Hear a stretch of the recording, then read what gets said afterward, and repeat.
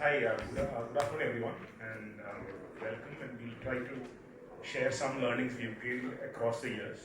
And I am not very structured, and Madam is very structured. So we will form a good team, hopefully. And there will be something that you probably get out of this class, which is useful. So, Ma'am, you can start.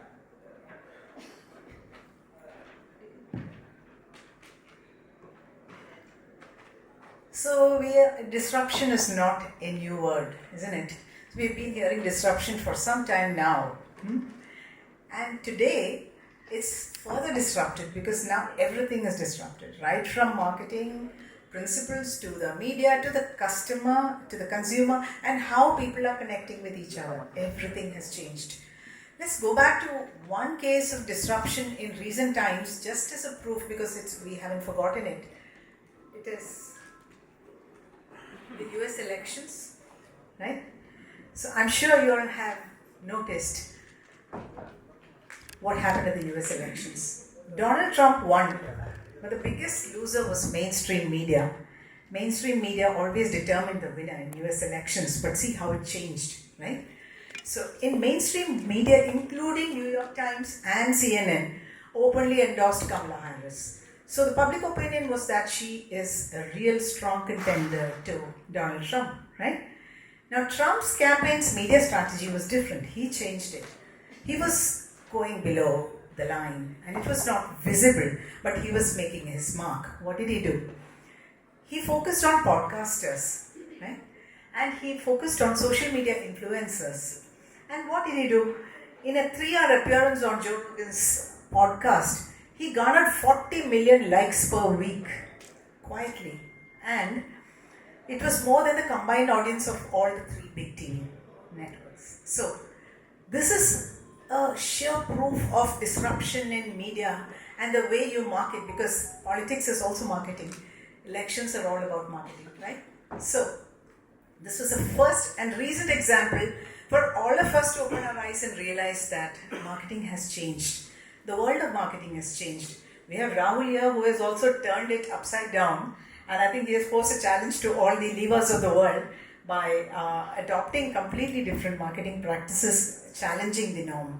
So from here we go on to one more thing. We go back to the earlier times, we are talking about the 80s.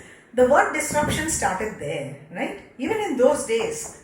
See, Steve Jobs, in all his keynotes, he would always open with one more thing.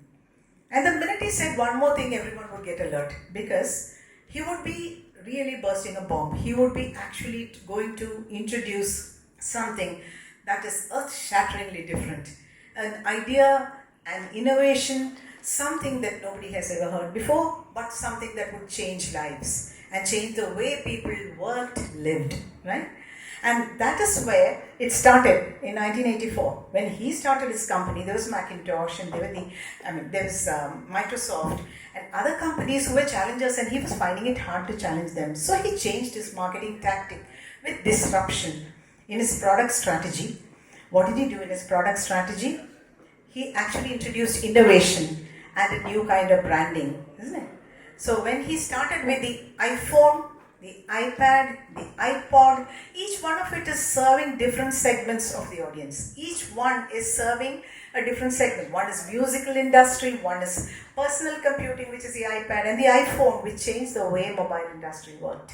Isn't it? So he was able to not just do that, he wanted a one-up. So what did he do? He integrated all these devices. And that is where competition couldn't match up. That is where he also ensured a loyal following. Isn't it?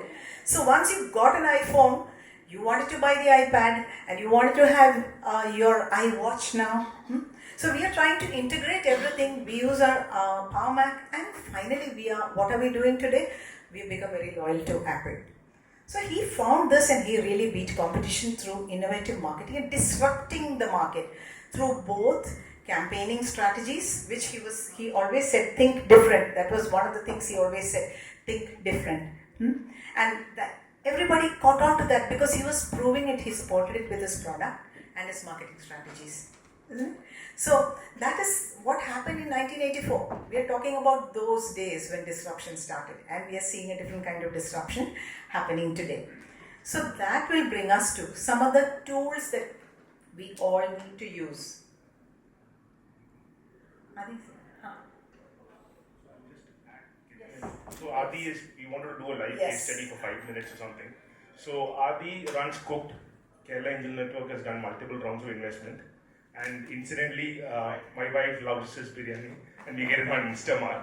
And we have 2 packets at home and it is organically found. Yeah. And the reason she found it is because the founder had an interesting Instagram video on how to cook or something like that, or why it is good. So maybe spend 5 minutes on how he's building the brand purely digitally.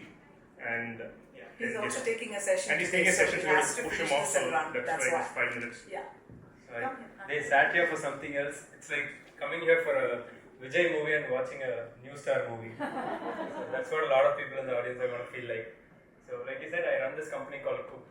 I don't know. I mean, let me just do this check in every hall I go to. How many of you here know the brand Cook? No, not before this. I mean, before you introduced. You guys knew, right?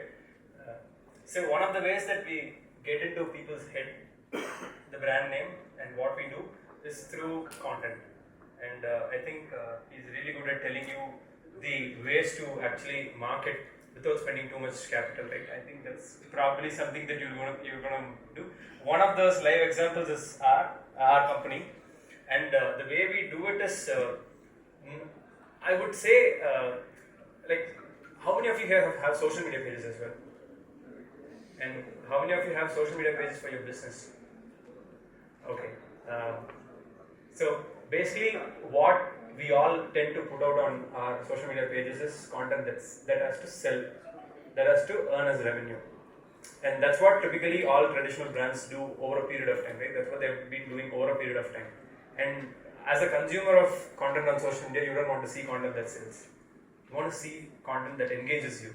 So the difference in what we did was, we do post content that sells, but that's very minuscule. Predominantly, most of the content that we put out is with the ambition that we need to engage these people. And whatever content that helps engaging these people is what is going to help them remember the brand name at the end of the day.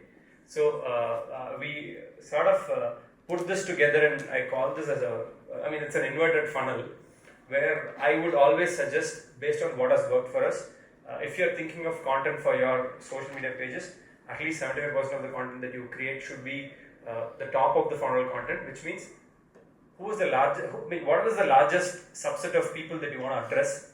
The content should relate to them. In case you are doing a baby clothing brand, for example, the top of the funnel content should be about who is your end consumer, a parent, father or a mother who ends up buying your product.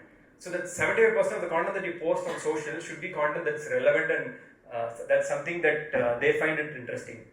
And once you do it, then the middle 20% of the funnel should be content about your story of why you're doing it and what is the effort that you're putting behind creating this brand. And the last 5%, if it is going to be towards selling, then as a cohesive approach, you've done a really good job of getting the brand name out there, telling your story, and you're also telling people where am I available for you to buy it. And that's what has worked for us over a period of time. If you look at it, the journey of how we started as a social media page by putting out recipe content. Why recipe content? End of the day, the consumer who's going to cook using our products at home are people who are anyway cooking. And what do they do once in a while? Find out new interesting recipes, and then they take those videos into the kitchen and then they cook. So even before our products, which you had to pay and get it and you could take it into your kitchen, you already took our brand into your kitchens through our videos. That was a hack that we deployed. And from there, we also told the story of why we are doing what we are doing. We are not yet another masala brand, we are not another ready-to-cook brand or a ready-to-cook brand either. We are trying to be something different. We are here to ensure that you make nice meals at home every time you step into your kitchen and try cooking. And then once you tell that, you know what, by the way, you can buy it here. You can buy it on Instamart, Zepto, Blinkit, or you can buy it in your nearby stores in regions that we are available. Then it makes easier for people to even recognize you when they go to a store. Like I've even heard stories where people say that, you know what, I was very excited to see this brand in my store. because they don't see it as a yet another brand. They see it as something that they've grown up with, as something that they relate to, a friend's company or a friend's brand. And that's sort of an impact that a genuine content that you are giving to people to engage will give your brand. And that has worked for us well. I think you can probably use the same creator funnel approach to try and create content for your brand. It could be a product or a service. So that sort of brand building actually worked for us. Maybe that's what I have to offer here. Thank you. And if you are not a consumer of Cook, whoever didn't know Cook, do follow us on Instagram, Facebook, YouTube. And if you're not a consumer who has tried our products, order it on Swiggy Instamart. That's the only distribution channel we have here. Hopefully Blinkit and Zepto by January. Thank you. Thank you. If you would have one or two questions, we can do that before he leaves, if at all you have some questions. Marketing or any question? Okay, we got one. That's not a plan, but yeah. The question is not about e-commerce. So how do you sell software? Meaning, how do you market a software then? Especially B2B. Yeah, good question. See, very tough question for someone who doesn't even understand what a SaaS selling is. But I would try to again take the similar approach, right? I see a lot of creators trying to, like the tech creators trying to educate content in a way that someone who's dumb like me can understand.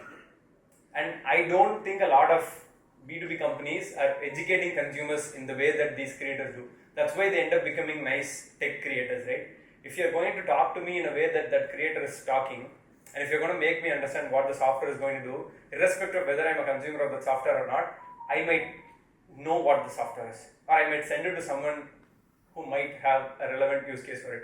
In fact, the indirect ways that you guys always do is you try to be thought leaders and you write these blogs. Whatever you think of building a pan-India brand, it's still built brick by brick. At least 20% of the room knew what Cook is.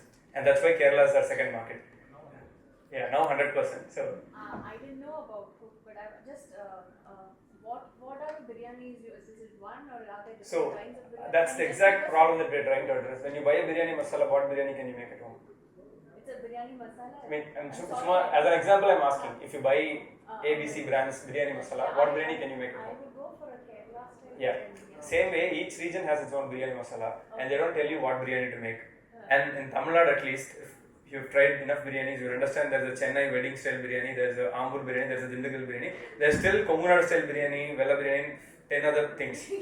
But at least we launched 3 products, which is Dindigul biryani, Ambur biryani, and Chennai wedding boy biryani. For Kerala, we're launching Malabar biryani. We're calling it as Malabar, even though it's Talasheri biryani. And there could be a few more products also that we might end up launching. So we want to be specific about what you're going to get when you use the product. We don't want to sell something random. And when we have a Madras style 65, that's a top selling product here, we want to launch a Tattakada fry masala also, because that's something that's quite commonly eaten in the evening. And if you have your own style of deep fried chicken preparation, and someone has to highlight that as a product, right? So that's exactly what we do. We try to take these kind of recipes and try to create them as products. Thank you. Thank you. So how this B2B works on European market? Like you talked about in the Indian market. Genuinely no idea. I'm a consumer of B2B products, like we use Slack, we use a lot of tech tools, but I don't even know how those products sells. It's mostly from a demand aspect is how we ended up choosing those products. The mediums that you guys use, right? Google, LinkedIn, and you have your own G2 kind of portals where people look at products and all these things and the rankings. So you have a completely different ecosystem to sell. Consumer ecosystem is very different. So I know very little about that ecosystem to comment about it, but I understand a little bit about consumer ecosystem. So it's easier for me to answer that. I don't want to be a thought leader on a topic that I don't even know. Sorry about that. So when you engage more on social media, the direct conversation between you, that means it's a conversation. It's a two-way. Yes. And you will be also facing some flack. It comes more openly than through a complaint. That's perfectly fine. That's perfectly fine. In fact, you should know how to use it. Today, I mean, if you're a follower of Cooked, or you can find me as among the people that Cooked follows.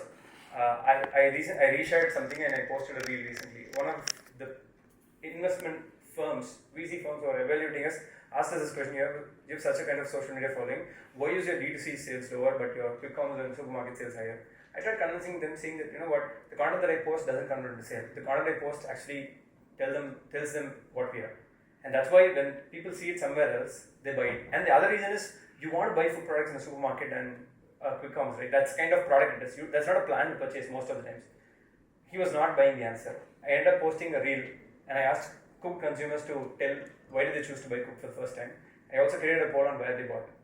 And the exact poll result of 1,600 people who voted on the poll, the exact revenue split for last month, which is the data that he has. And he reshared it and put out that that's one way of answering an investor. So you use it to your advantage. There are right ways to use it.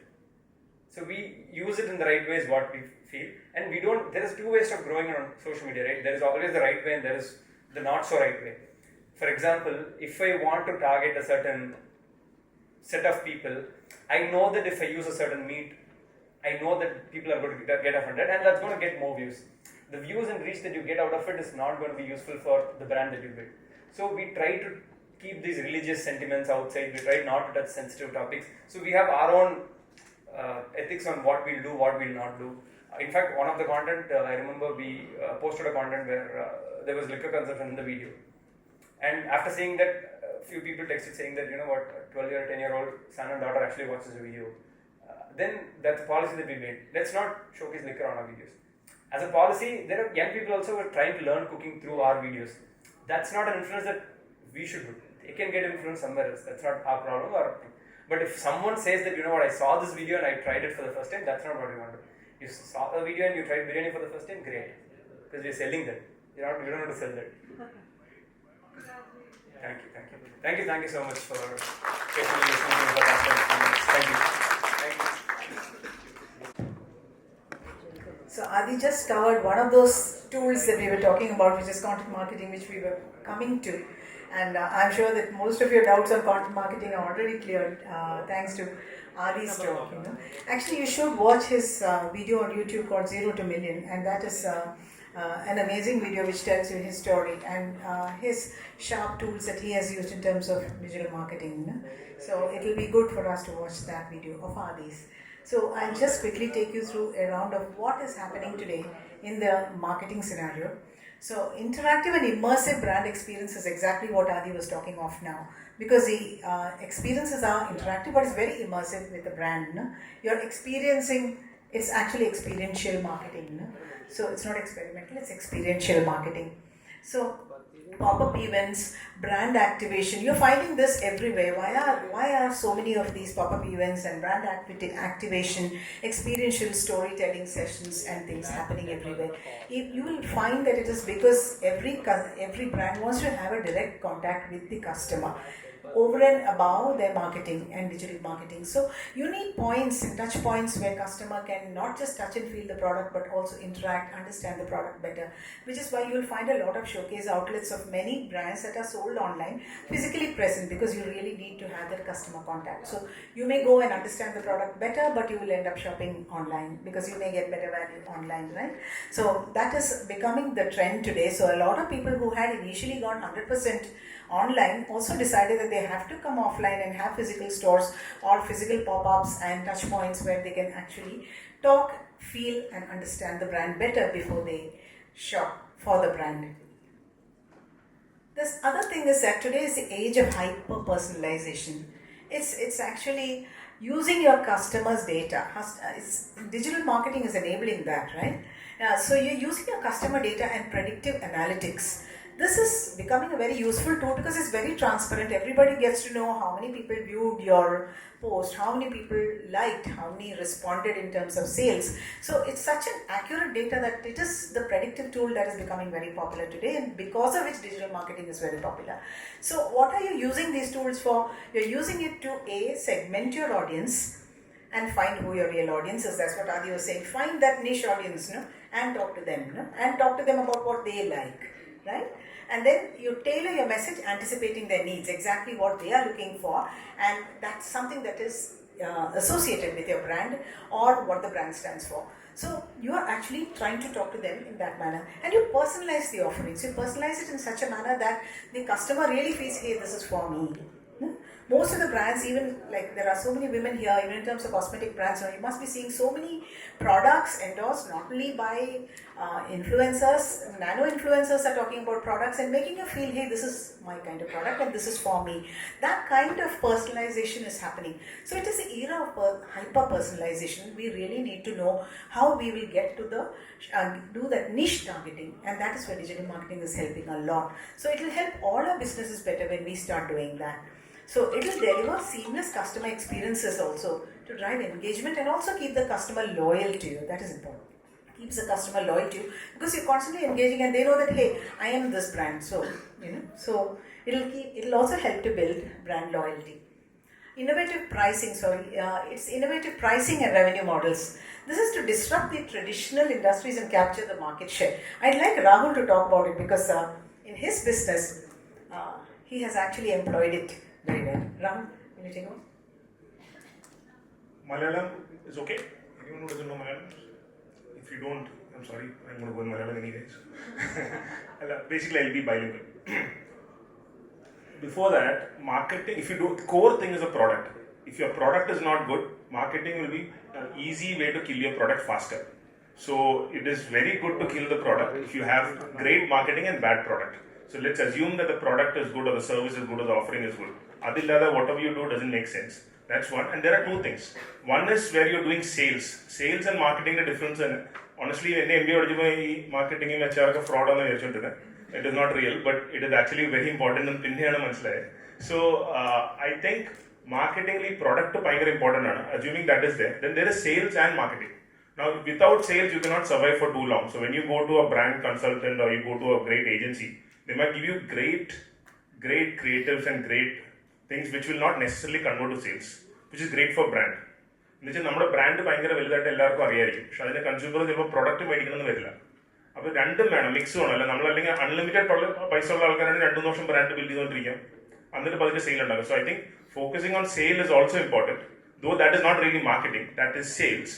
But core product being good and word of mouth being a form of marketing is also a way to get sales. So we in Haeal we have a brand called Scod.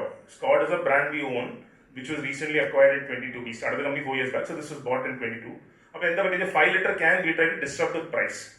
Now problem with price is once you disrupt the price, it's not easy to go up. So KitKat 5 രൂപയാണെങ്കിൽ 5 രൂപ, size keeps coming down. ഇതിൽ സൈസും കൊണ്ടുവരാൻ പാടാ കുറയ്ക്കാൻ. അപ്പോൾ so we decided to experiment with the 299 price to the consumer. Giving it a low price to the trade does not result in sales. I'm deviating a little bit into sales. It does not result in sales because the consumer should get a lower price.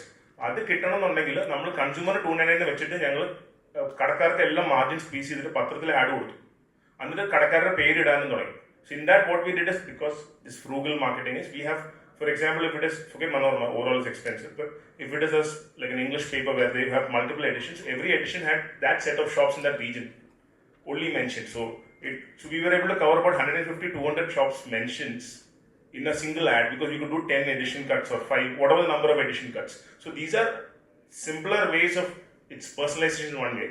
And price, if you reduce price, increasing it is not really possible. അതൊന്ന് പ്രൈസിൻ്റെ കാര്യം പറയുകയാണെങ്കിൽ. രണ്ടാമതെന്ന് വെച്ച് കഴിഞ്ഞാൽ നമ്മൾ 1 രൂപ കൂട്ടിക്കഴിഞ്ഞാൽ നമുക്കിപ്പോൾ 100 രൂപയ്ക്ക് വിൽക്കുന്ന സാധനം നമുക്ക് 10% മാർജിൻ ഉള്ളത്. 1 രൂപ കൂട്ടിക്കഴിഞ്ഞാൽ നമുക്ക് 11 രൂപ മാർജിൻ ആയില്ല, അല്ലെങ്കിൽ നെറ്റ് പ്രോഫിറ്റ് ആയില്ല. Your margin increases for 1% increase in price, നിങ്ങളുടെ നെറ്റ് പ്രോഫിറ്റ് എത്ര കൂടും നിങ്ങൾ നോക്കണം. അപ്പോൾ price is something to play with, but irrespective we went with price there and we realise India has a very value conscious market. So at the right price people are willing to buy and people will shift. So Mallu will definitely go for a Scod at 299.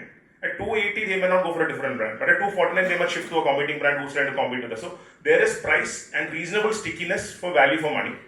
But obviously, a customer, many of you would be buying a surf for an area, is not going to really shift here.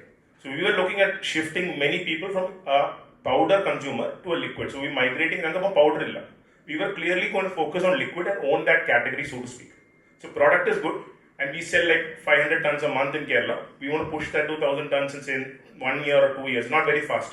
And we are very clear, we don't want to be everywhere. We are going to be only in Kerala and some large stores across the place. And we are trying to get into quick commerce. So marketing എല്ലാം ചെയ്താൽ കൊള്ളാം. അവസാനം കടയിൽ ഇപ്പം പ്രൊഡക്റ്റിൻ്റെ കാര്യം പറയുന്നത്, കടയിലെ customer മേടിക്കാൻ ചിലപ്പോൾ ഷെൽഫിൽ സാധനം ഇല്ലെങ്കിൽ പിന്നെ കരയില്ല. So it is a balancing act. You need to get your distribution right. Whether it is, if it is B2B, like you mentioned, you have to have your service team ready or whatever, back-end team ready and all that. എന്താണെന്ന് വെച്ചാൽ without having all that ready, selling is just like the product can just backfire. So I'll come back in. Yeah. So one thing is, I'm going to be a little counter in terms of saying that traditional media is actually good. Everyone is using digital. But unless you have some critical mass in using these traditional media, it might not make sense. But then your hyper-local targeting might be a theatre. A theatre is actually reasonably priced on a cost per view. And YouTube cost per view, നമ്മുടെ theatre cost per view compare 10 seconds of uninterrupted viewing on a theatre ad and on your Google screen has a different impact for your brand. It creates a complete, everyone who's gone to a theatre will remember a Vico ad. It is there in your head, or any of these Kalyan, it's subconsciously there. But any digital anyway it's on your screen. You need to do that, but it indirectly has become something like a reminder mechanism unless it's very engaging content. But the paper cost, just because you get a lot of impressions, if you're all doing digital marketing, you're getting a lot of impressions. Just a lot of impressions is not necessarily great for the brand. A lot of impressions is good, but I think we over-evaluate or overvalue this pure impressions. But paper full page, we are getting the trade also confident. Trade confident is a store. Election election candidate ticket a ticket consumer. So quick commerce we are trying to get into Swiggy Instamart. We should be done in this month. Following. Reliance we are still not there. So these are things that we are doing parallelly along with marketing, because marketing, but unless you are able to do this as a marathon for years, we cannot be everywhere. And without being everywhere, we cannot be continuing doing this because we cannot fund it, right? We need to fund it internally. So that's the whole thing. So you just heard his own way of disruption. In these disruptive times, he used mass media.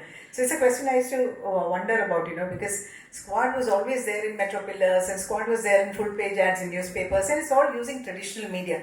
But it still goes back to the fact that some places traditional media helps because it helps to generate inquiries, helps dealer confidence and things, especially if you have deep pockets, that also. Yeah, so online has become democratized, and because it's become democratized, it is easier to probably create impact offline, which is kind of counter. But you have a question? Hi, Matthew.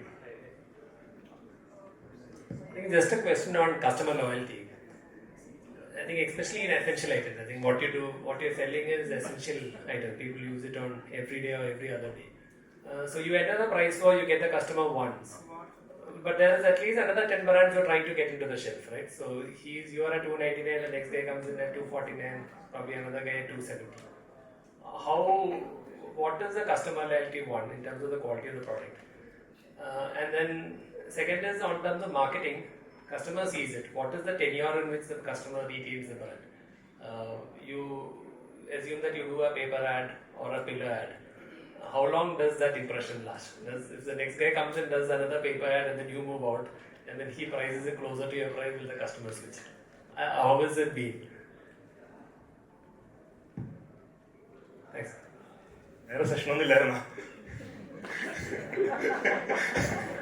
Yeah, but seriously, as I was mentioning, the stickiness of price is there for 10 or 20 bucks.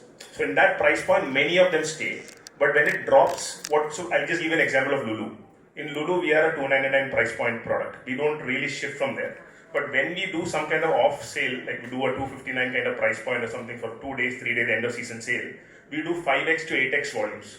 Probably a month's volume in 1 or 2 days. That's our brand specific to sensitivity. That's because people think there's a scarcity and this price doesn't exist for long. But when there's a competing brand doing a lower price, we definitely see a drop in sales, which is obvious. Because there are enough first-time buyers, enough people who will try that brand first time even if they bought our brand. But overall, we still have retained about 80-90% of their volumes. And those guys cannot sustain those prices, so they come back to us. So we reacted and created this price, but now we are kind of sticky at this price and we don't really go down. So definitely India is very price sensitive. So every 10 rupee, 20 rupee drop, you are going to get a volume. But if your product is good, you can pretty much stick to a reasonably good number of quantities. Quantity പോകും അത് കൂടാതെ ഗുണം എന്താണെന്ന് വെച്ച് കഴിഞ്ഞാൽ നമ്മുടെ കടയിൽ നിൽക്കുന്ന സ്റ്റോറിൽ നിൽക്കുന്ന ആൾക്കാരുണ്ടല്ലോ, they get constant feedback validated as to which product was good. Typically white collar, if you use any kind of detergent, it is pretty much going to work because you're not really having grease on your thing other than the collar where you might have problem. So what I'm saying is there's a lot of validation happening in the shop. അത് വരുമ്പോൾ നമ്മളൊന്ന് blind ആയിട്ട് ചോദിക്കും. കടലിൽ പോകുമ്പോൾ ഞങ്ങൾ ചോദിക്കുന്നത് we are not saying we are from Haeal. We ask his shop staff what is the feedback. So because that is good, they are very sure of selling the product. And another thing we do from convincing the entire thing is, we would, if there are 500 employees, we try to give sampling to everyone. If they use our product and not use our competitor, they're likely to say our product is better. I mean, it is not that, we try to do these things where we look at them as opinion or influencers at that level. And we try to convince the store manager, the store, just by getting them to use products. Yes, we will lose sales, but people are conscious for price within a band. Sorry, for quality within a price band. It will change. But wherever we held down the price, we have done well. But now at 299 price, this is one SKU we're talking about. If we made it at 349 price point, we are sure we'll half in volume. But maybe double in profits. So that's the thing. The second part is the customer loyalty, retention on the marketing. Yeah, so second part, I think I'm not an expert. I thought it was a fraud subject. But I think 1 or 2 years there is definitely, because Haeal, how many of you have heard of Haeal? A lot of you have. We have not done a single ad for Haeal in the last 2 years. So definitely there is something. But then I try and go and talk wherever about Haeal and all that. So there is something that is created there. But we have not spent really on mass marketing or digital. But unless you do, but then we don't have too many products in Haeal that we are focusing on. So that's the reason. But Squad and all that, we have scheduled some 25 full page ads for the next 3-4 months. So we are doing something, but certain media, we can't do major papers sometimes or major channels right now, because we are kind of looking at profitability alone. Because we are pretty much bootstrapped, unlike Mamman, we have to manage. And does the turnover or pickup volumes have a direct correlation with sales? With ads, you mean? No, I think there is if the ad is for a particular discount or something like that, then there is a correlation. But typically there is a lag. If it is just a brand ad to sales, it's definitely a lag, and there is no real causation, correlation. Causation, forget correlation. So sometimes we're lucky, and now this month we're expecting to do well. So I had a team meeting now. But yes, there is definitely little bit of correlation, but it's not strong enough to validate anything. But we phone number, QR code, call, website visits, നമുക്ക് ഭയങ്കര hard data ഒന്നും കിട്ടത്തില്ല. മറ്റേൽ hard data കിട്ടുന്നുണ്ട് നിങ്ങൾക്ക് എല്ലാവർക്കും digital. എന്നിട്ട് എന്താ ചെയ്യുന്നത്? I don't know what you're doing with the data. You have a lot of great data, it seems, right? Yeah, that's right. So another thing we are seeing in terms of scaling up and growth is a strategy that is to be employed with small businesses. Is you're seeing a lot of collaborative marketing happening and a lot of partnerships also happening. How that is helping is, it is actually helping to amplify the reach and to access new markets. So what you're doing in the process is you're tapping into the complementary resources also, because there are others in other markets who know something more or better than what you do in the same category that you're operating in, and you are forging strategic alliances with reputed brands and influencers or industry stakeholders. So what happens is, look at the example of a Paytm or a PhonePe. They tied up with all the leading brands, and look where they are today. And they made sure that their presence is there in all, they tied up with e-commerce, with banks, with retail outlets, and today you can even go and buy your railway tickets and everything through these apps. And it is only because of these collaborations and marketing partnerships that they could actually become a relevant brand and also scale up. And look at the usage today. So collaborative marketing and partnerships is definitely something that every brand, now I'm sure you would like to add something on that? On growth using collaborative marketing. So we've tried once and failed, so let me give an example of failure. Yeah. So we thought this Kerala Blasters, we were partners with Kerala Blasters in 2020 and 21, that 1 year. We thought, why don't we launch co-branded Kerala Blasters products? People love that brand Kerala Blasters, but nobody bought the co-branded products, so I don't know. So sometimes these partnerships and collaborations work. Products were good, but it just didn't work. We had distribution, we had it everywhere. It sold some, and we had to give some revenue share above hurdle, but it never reached that hurdle or anywhere nearby. But we had negotiated as part of the deal during COVID years. We didn't lose money. The fact that just because a brand is very popular and the product is also reasonably good does not necessarily always translate to sales. Maybe it might later, I don't know, but at least 1.5 years we could try. It just didn't work. So that is my experience with collaborative. But I'm sure it works sometimes. Yeah. So I think a lot of brand visibility was there, and it was as part of the negotiated this thing that we got that. Pakshe, sales varendadaayirunnu, because the regular product on the shelf next to the KBFC was selling more than KBFC. So it's not, I'm not saying it was bad, but we had this yellow color, yendum yellow and all that. But It didn't work for us.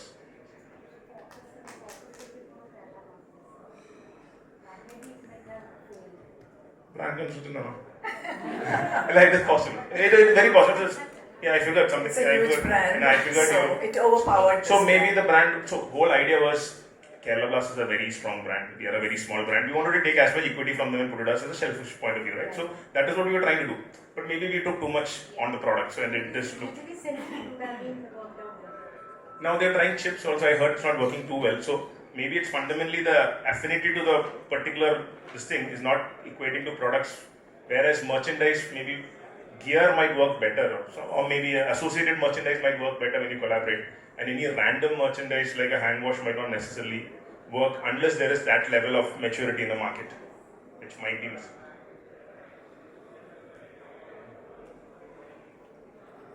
So that brings us to the next disruptive method, which we heard from Cooked also. It's actually the power of user-generated content. Now we are seeing a lot of brands where are depending totally on user-generated content, the UGC, because let's say you have a service and your users start putting out videos about your experiences of that service. That will get more credibility and more loyalty to the brand more than what you have actually spent on your advertising and promotions. So user-generated content is today becoming such a heavy influencer in terms of establishing your brand loyalty and trust also. It's a shortcut to gaining trust, because there will be a whole lot of people who are talking, real people who are talking about the experience of having used the brand and the pluses and minuses as well. So it's a very honest opinion that you're hearing, because of which user-generated content is now really catching up. So it will also help to foster community engagement, because a whole lot of followers will come in and start talking about one subject the minute you talk about it. Somebody would say, yes, I too felt that, And so you'll see a whole community following happening on its own through user-generated content. And it also experience sharing by customers, how it is helping us to a large extent, and reviews, testimonials on social media platforms are today making brands that we don't see in any of the other media at all. There are brands that are silently growing only through reviews and only through media platforms, through reviews as well as through social media platforms. And they are actually deciding, taking it to the point of conversion. Today, if you see, so many new brands are coming out, even if you look at it in Ayurveda segment, look at the Ayurveda segment, herbal segment, supplements and things. I'm sure you'll have something to say on supplements. Supplements, I think I'll say what my wife has got a brand called Shubhu Curls, which is a curly hair brand. So that's digital media matram vadi vikkunana, because adinathulla influencers nu parayunnathu valare high credibility ulla influencers ആണ്. അപ്പോൾ അവിടെ പറഞ്ഞു കഴിഞ്ഞാൽ അവിടെ conversion നടക്കും. Typically ഇപ്പോൾ ഹീലിൻ്റെ ഒരു product നമ്മൾ ആഡ് ചെയ്യുമ്പോഴൊന്നും കൺവേർഷൻ നടക്കാറില്ല. People, and it's not necessarily it's a 50 rupee product, people buy it, rather buy it on the shelf. Shida എന്താണെന്ന് വെച്ച് കഴിഞ്ഞാൽ people are buying it when they see the ads, and we know which influencer works also by now, because enough ആൾക്കാർ ചെയ്യുമ്പോൾ ചിലവർക്ക് high credibility ആണ്, ചിലവർക്ക് കുറച്ച് കുറവാണ്. പക്ഷെ എന്നാൽ എല്ലാവർക്കും ആ കമ്മ്യൂണിറ്റിയിൽ, കേർലി ഹെയർ കമ്മ്യൂണിറ്റിയിൽ നല്ല ക്രെഡിബിലിറ്റി ഉണ്ട്. പിന്നെ ഈ ഓഫ്ലൈൻ്റെ ഇമ്പോർട്ടൻസ് എന്താണെന്ന് വെച്ച് കഴിഞ്ഞാൽ, ഒരു വെബ്സൈറ്റിൽ പലരും വെബ്സൈറ്റിൽ എന്തെങ്കിലും പ്രൊഡക്റ്റോ സർവീസോ വിൽക്കുന്നുണ്ടല്ലോ. So when you sell, you understand you'll have 2 to 3% conversion, typically around 2%, 3% is your conversion, which means 100 people visiting, there are only 3 buying or 2 buying, but 97 of them could potentially see this in some other store shelf sometime, have a very high propensity to buy because they've already seen the brand, had intent to come to the website and look at it. So being offline is actually zero. If you are a purely digital play also, it's a zero cost way of selling, because your cost has already been incurred where these people came on your website. So it's very important to be also offline in at least select stores where possible. Today, quick commerce, I would say, is almost equivalent to offline. So quick commerce is also an extension of offline, and it's not really online. The way you order is that. Especially in the case of personal use products, you will find that when it comes to things like cosmetics or some watches, some things that are very close to you, like shampoos, curly hair products, like you said, I think the tendency to experiment is very high, and trials happen very fast. Impulse purchases are very fast. So the minute you use something on digital media and you have seen it and you've seen 1 or 2 reviews, the minute you see a couple of videos, you just want to try it. So the trial system becomes a large base, and if your product is good, you're getting your following, and over and above that, people are adding with reviews and content that is actually helping market the product. So I'm sure that you're experiencing that. അതുമല്ല, ഈ life time value എന്നൊക്കെ പറയുന്ന കുറെ കഥയാണ്. സാസിൽ കുറച്ചുണ്ട്. പക്ഷേ ഇത്രയും products FMCGയിലും വരുമ്പോൾ എല്ലാത്തിലും പ്രൊഡക്ട്സ് ഇഷ്ടംപോലെ വരുന്നുണ്ട്. People like to experiment. You are the consumer. Every consumer is like you. Like different ways. I mean, as social strata വ്യത്യാസമുണ്ടെങ്കിലും you like to try new products all the time. So this lifetime value is kind of overrated. You better make your money in the first 1 or 2 transactions ideally, unless you have tons of money lying around and you want to throw it. But yeah. And you'll find that more and more brands are now getting into the market at a very high speed compared to older times, because now digital media is available, and you know that you can market it somehow, and you will get at least a small share of the market, at least in the beginning. Now, of course, it's a big task to actually, like you saw, the various efforts that Squad is taking in order to establish themselves in the market as well as to help the market grow. And there'll be a lot of strategies to employ to even hold your position up there, So that is a secondary level challenge. So initially, for starting out, any brand will really benefit from this, because which is why you and I can decide to start something today and try and get a reasonable amount of sale in the first month, because of the amount of content generated and a lot of reviews and supports and things that you are able to generate, and that will be the initial stage. But after that comes what Rahul said, developing the brand, holding on to the position that it's there, and also to make sure that competition doesn't come and eat into your little bit of share that you have just garnered. So you want to make sure that the effort begins then. So yeah. So now I'll just quickly take you through the other things that are happening as tools, because you want to leverage emerging technologies also, like you have AR, actually virtual reality as well as augmented reality is becoming very big in terms of even selecting clothes and things, right? So you're seeing that employing all these, including immersive storytelling, is actually helping to sell products and brands faster, and is making shopping much easier, because of which many brands are, including the large brands, are able to sell their products to people who are sitting at home and never visiting the store. So usage of these technologies is something that is going to really take over the market, especially in terms of retail. Then when you look at the other aspect that is today getting talked about, is this purpose-related, purpose-driven marketing, where you're actually reaching out to customers who are very environmentally conscious or socially conscious, and you want to build loyalty through going that way. So you're looking at sustainable practices, you're looking at supporting social causes, and you're looking at communicating their commitment to ethical practices. The minute that is done, you realize that, okay, these guys are good guys, they cannot cheat you. And so what happens is you build a strong brand loyalty because of the ethics of the brand. So that is also becoming an additional tool that people are using in order to market their products. But I have a point here. I was part of a company called Unbottled. I co-founded it with a lady called Aishwarya. She was a CMO, Chief Marketing Officer of Ola. And the whole thing started off as being sustainable. When it is overarchingly only about sustainability, people are selfish by nature. People care about what the product will do for them. So you should not go overboard with this sustainability point of view and communication of product. We call the company Unbottled because the bottles are recycled.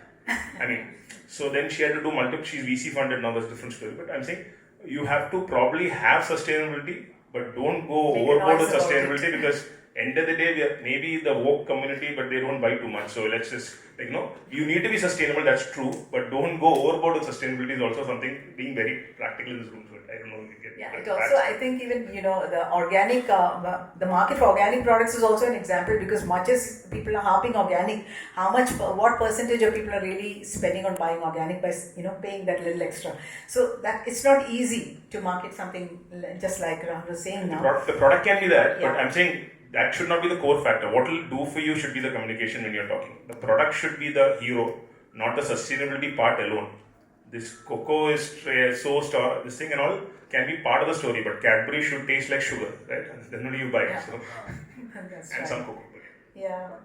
So, and then last of all, if you look at nurturing customer advocacy and loyalty,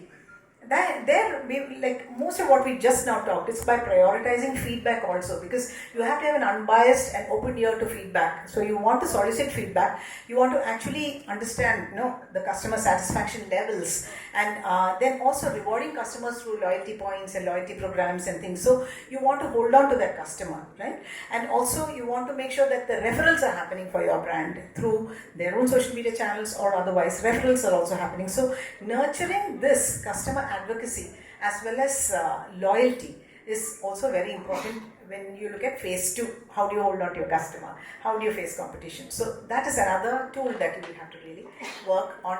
And really speaking, today in the era of digital marketing, this is very possible. That's why the importance has also come up. Another thing is invest in learning and experimentation also, because you can't just sit quiet thinking, okay, here is my product, this is good. I'm sure you will be looking at innovating on Squad or launching some new variants, or We keep failing doing new things, but Yeah. unless you fail, then you don't learn. So we launched a Scott sachet at 10 rupees, but nobody buys Scott sachet for 10 rupees and it's liquid. But powder, the whole category is on sachets. The 10 rupee powder sachet is like significant market share. But liquid medical washing machine all 10 രൂപയുടെ fashion മേടിക്കുന്നത് വളരെ കുറവാണ് washing മെഷീനുള്ളത്. So we thought that's a great innovation strategy, blah blah blah. It's not even great innovation, but it was something different. It just failed. But now what we're doing is we're using it for sampling. So you'll soon find us in a Vanida, but now nobody reads Vanida too much. So that's also a problem because of digital content. But it's come down. We could sample 5 lakhs earlier, we're much lower now. So we're still going to sample out and see that. And precisely, that's what so just like you were saying, you have to experiment and you have to try these things out, and also know to iterate it. Accept your failure and iterate your product and your marketing strategies and ideas to make sure that it is driven by insights. Definitely whatever we are doing is driven by insights and feedback. So accordingly we will have to iterate the product also and make sure that the product sustainability is maintained through listening. So പിന്നെ കരയുന്ന കൊച്ചിനെ പാലുള്ളൂ. If like for Smita has got interior customers, she'll do good work, but she has to ask her clients to refer. You have to ask. Don't not ask. You Yes. can expecting good work to get you. Nobody talks about good work typically. People love to talk about bad work. bad work. Right? So that's how it works. So you have to ask. So once you ask, you probably get a 3-4x kind of impact on that. And there is no harm in asking, and don't expect people to ask for you. So you might as well try. Yeah. So I know, to sum it up, if you look at the innovative use of media today, there is hardly any readership in newspapers and magazines. You will find that there is lesser and lesser advertisements seen, except unless it is a particular season and somebody really needs to do it. Of course, there is also a contradiction here, because if you think that digital media is alone working for digital brands, that need not be so. Because I'm sure like Rahul used mass media to launch his products. You might have seen all the big billion sales, Flipkart sales, Amazon anniversary sales. So why are they doing these humongous full-page jackets in newspaper when they are selling online? They could have done, if that online base was credible enough and the online base was enough to advertise, then why are they having to advertise these in newspapers and then get the audience to go online and buy? Look at the phones like Redmi and others that are not available here. You need to buy it online, but they are advertised offline, isn't it? Yeah. It is, yes. It is because in India we are still not yet ready for that entirely digital revolution. You really, you will go to digital on SOS. You're not full time on digital, but you want some things in your face. Yeah. So these are the kind of, what we just used in terms of the tools that you are going to use in marketing. And we would like to actually open it up to questions and also take 1 or 2 case studies, because we don't have much time now, 10 more minutes. We'll do a few questions, and then if we have time, then we'll. Rahul, what's the total advertisement? Yes. Yes. So what is the kind of volume that is checking out a newspaper, and which generation? I guess the new generation will be online. Online. Yeah. And the older generation is offline. Yeah. Nobody really and has is a that the time. major chunk? It is. And also from product to product, for example, if you take a subject like Ayurveda and you're looking at a slightly older generation, they will definitely be looking at newspapers. Yeah. So offline is important for that category. It can't purely be online. And there are a lot of herbal and other brands that are going online and challenging these things, but those are not brands big enough for this huge subject like Ayurveda. So you will find that there is a segmented audience for each. And the same youth is reading it as in shorts. They are reading news. It's not that they are shunning news. They are reading it on their iPads, iPhones, and they're reading it in shorts and other media. But definitely, the relevance of mass media in a country like India is here to stay for the next at least 10 to 20 years. And the media themselves say that they're looking at another 2 decades of being relevant. Yeah. Thank you. Rahul, this Haeal was launched by you in the market. So, from your experience, what's the total amount of money that is needed for FMCG product to be launched in the market as per in Kerala market, from your experience, minimum? For last 3 years, how much you spent on ads? We have spent a lot of money, but you can launch very small. You can launch in some geography and go. But we must have spent about 20-25 crores on ads historically, last 3-4 years. But now we've kind of cut down on ads and we're kind of doing it without too much of ads. But you could, it depends on what it is and what category you're going and how fast you want to grow. So you could also do it, typically 10-20% market spend is but what we wanted to achieve was something else. So for that we had to spend a lot of money in terms of percentage was not really, ratio ratio match. It's low single digits is what we spend on in terms of sales. Even so that has changed now. But earlier I think to build a brand you need to create some noise. So brands have limited money. So what you need to do is you need to create maximum noise in the channels that you can afford. You need not do a little bit of TV. We never did TV. Even with the spends, we've not really done TV because we've done a little bit of TV with the Big Boss show and all, which was not really good for us. But we've done mostly, like for example, 600 theatre we ad run ചെയ്തു. 6 മാസം അടുപ്പിച്ച് 2 പ്രാവശ്യം. 1 year we had 600 screens of Cube and UFO. Both of these. We didn't do PVR because the cost per view did not make sense for us. It was very high. Whereas these two, we were able to get a good, reasonably good deal. So what we do in scale. But you have to work with whatever. So similarly, എന്താ നിങ്ങൾ ചെയ്യാൻ ഉദ്ദേശിക്കുന്നത് ഇപ്പം എൻ്റെ ഒരു ഫ്രണ്ടിൻ്റെ ഒരു brand ഉണ്ട്, he doesn't have too much reach. ലുലുവിനുള്ളൂ. Then you do point of sale marketing. You don't need to do, you can't do anything else because it doesn't make sense. നമ്മൾ കുറേ ആഡ് കാണിച്ചിട്ട് സാധനം കടയിലില്ലെങ്കിൽ പിന്നെ കാര്യമില്ലല്ലോ. So unless you are there everywhere, and for me now if I'm in quick commerce, if I'm in Reliance, which I'm not, in Kerala itself, I'm in Bismi but not in Reliance, അത് വന്നാൽ ഈ ആഡിൻ്റെ ഒക്കെ amortisation കുറച്ചും കൂടെ കൂടുതൽ. എവിടെ ചെന്നാലും നമുക്ക് സാധനം സെയിൽ ആവുന്നതെന്ന് അറിയാം. പക്ഷെ അത് കിട്ടാതിരിക്കുന്ന ഇപ്പോഴും ഗേറ്റഡാ, 4 വർഷമായിട്ട് ഗേറ്റഡാ. സ്വിഗ്ഗിന്ന് എത്ര കാലം വിളിച്ചിട്ട് ഇപ്പം കയറിയെന്ന് അറിയാം. സോ ആ സാധനം കയറാനാണ് നമുക്ക് പാടുക. കയറാൻ വേണ്ടിയുള്ള ആഡാണ് ശരിക്കും കുറേ ചെയ്തത്. അത് കയറി ഇപ്പം Reliance in Kerala we not have, but where stores we are there we have 20-25% market share for the category. എന്നിട്ട് പോലും നമുക്ക് എൻട്രി ഇല്ല. So that is what we working on. So you could do with any amount of budget, but with that budget you will only grow that way. A budget അനുസരിച്ച് grow. If you want to do mass market brand, you need to spend 10-20 crores at least. ഇപ്പം അല്ലാതൊന്നും ഒരു വർഷം തന്നെ spend ചെയ്താൽ ശരിക്കും launch ആവുള്ളൂ. അല്ലാതെ ലോഞ്ച് ആവാൻ പറ്റത്തില്ല. അങ്ങനത്തെ ഒരു സ്കെയിൽ ചെയ്യണമെന്നുണ്ടെങ്കിൽ ഞങ്ങൾ ടേപ്പർ ചെയ്താണ് 20-25 കോടി സ്പെൻഡ് ചെയ്യുന്നത്. കഴിഞ്ഞ വർഷം 4 കോടി ഉള്ളൂ. ഈ വർഷം ചിലപ്പോൾ 2-3 കോടി ഉള്ളൂ. അടുത്ത വർഷം ചിലപ്പോൾ അതിലും കുറവായിരിക്കും. Rahul, just one doubt. I mean, there are all these large marketing companies like the Levers and P&G and others. How don't they try to block the entry of brands like you that are disruptive? So Unilever, for Unilever, we are like, from a Unilever comparison, we are at 2% of their Kerala sales. Like we are just at 2%. So it's not large enough for them to create problems yet. But from a category, liquid detergent category, we are probably creating some headache for them because we've taken out significant tonnage. Paksha, we have a competitor in the regional play itself who is very aggressive and 7x our size currently. So our headache right now. Unilever headache is good for us. Let's reach that stage hopefully. But right now headache is 7x player from Malabar. But, Is that also a reason why Swiggy, entry to Swiggy is No, but Reliance is that. Reliance is that. Swiggy is not that. But yeah. Well, any other questions? What's the average spend that you have to put aside for advertising? Irrespective of the service brand. I think it is unfortunately service related or gross. I think it's a gross margin function also. So when you have a higher gross margin product, typically it ends up having a larger spend also to achieve that. Not always, but I'm saying in general. So if you have a 70-80, if it's a service, you could even spend 10-20% of it because whatever you make is pretty much, other than your professional time, is profit. Whereas if you have a 30% gross margin or 25% gross margin as we have in our products, then single digit marketing spend is a max we can do. So it depends on that. I think Unilever are the benchmark. I mean, they are the national players. That's 5-7% our range. But when you're at 60,000 crores and you spend 5%, you're spending 4,000 crores or 3,500 crores. And Kerala gets maybe 7% or 5% of that, whatever it is. You get 200 crores to spend, or 18 crores a year. 18 crores a month is what Unilever probably spends as an apportioned GMO, national channel GMO. They spend 6-7%. Last question, because we've been kicked out. Yeah. So, yeah.